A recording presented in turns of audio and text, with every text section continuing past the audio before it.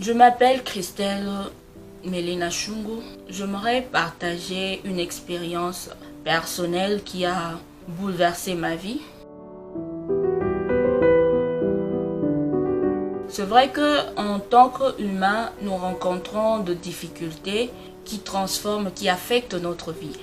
Et pour mon cas, cela a été la perte de mes parents. J'ai perdu mes parents. Je n'avais que 7 ans lorsque j'ai perdu ma mère.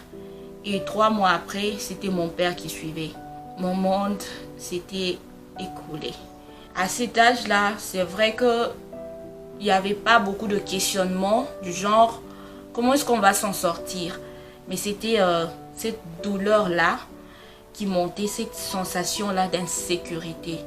Cette sensation-là où tu te sentais comme si tu étais dehors là où il pleuvait et que tu n'avais pas de parapluie, tu n'avais nulle part où te cacher. J'ai vraiment perdu mes repères, j'ai perdu ma référence. Tout était devenu noir pour moi. Mais Dieu a touché le cœur de ma tante qui m'a prise pour aller habiter avec elle et elle m'a donné un nouveau toit, une famille. Elle était devenue ma mère. Mon bonheur n'a pas duré parce que j'ai dû également perdre ma tante. Et là, j'avais déjà 14 ans. Je comprenais tout. Je savais déjà que ça sera difficile.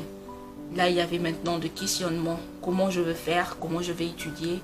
Comment je vais m'en sortir et comment je vais m'occuper de mes frères parce que ma tante a laissé 5 enfants pour qui j'étais la grande sœur. Et de l'autre côté, il y avait aussi mes frères pour qui j'étais une mère parce que j'étais la fille aînée. Tout ça est repassé dans ma tête. Je me posais vraiment mille et une questions. Et c'est en ce moment-là que j'ai compris que je devais chercher en profondeur ces dieux-là dont m'ont parlé mes parents.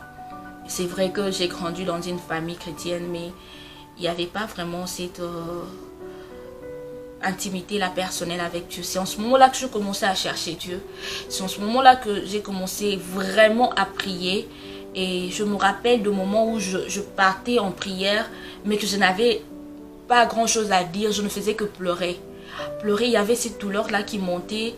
Il y avait de choses qui repassaient dans ma tête qui a fait à ce que j'ai commencé à revoir mon passé, à me poser des questions. Mais Dieu m'a aidé parce que il a soutenu mon parcours. Parce que je me dis comment je vais aller étudier, comment je vais manger, comment je vais m'en sortir. Je vous dis, pour que j'étudie, c'était un calcul. Hein.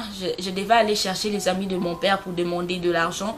Mais gloire à Dieu, Dieu touchait toujours ces personnes-là pour donner un peu de ce qu'ils avaient. Et pour le manger, je me rappelle n'avoir jamais passé une journée, passée toute une nuit sans manger. Même à 3 heures du matin, Dieu pourvoyait pour que j'arrive à manger quelque chose. Et cela a beaucoup aidé aussi.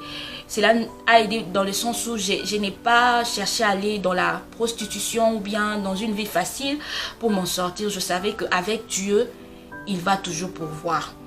Je me rappelle quand j'ai fini l'humanité, je devais aller à l'université. J'ai dû reprendre la première année vu qu'il n'y avait personne pour payer pour mes frais. Dieu étant bon, a envoyé quelqu'un dans ma vie. C'est lui que j'appelle aujourd'hui mon mari.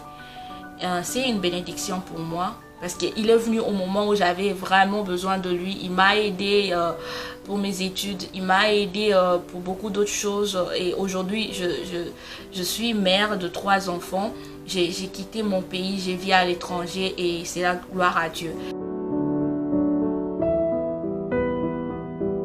J'aimerais alors te dire à toi qui est quelque part assise en ce moment, peut-être dans la situation difficile, tu es en train de poser des questions, tu es en train de te demander comment est-ce que tu vas t'en sortir, mais il y a un Dieu.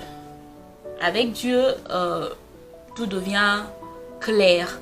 Tu commences à comprendre le sens de la vie, tu commences à comprendre que des fois, il est important de souffrir, de rencontrer des difficultés pour forger ta propre personne. Alors, ne te décourage pas, confie-toi en Dieu, garde confiance en lui et il est fidèle. Il est fidèle. Tu verras qu'à la fin des choses, tu sortiras avec un témoignage et tu verras que si tu es parvenu, ce n'est pas parce que tu le voulais bien simplement, mais c'est parce qu'il y a eu une main invisible de Dieu qui a agi dans ta vie. Et alors, fortifie-toi et garde confiance en Dieu.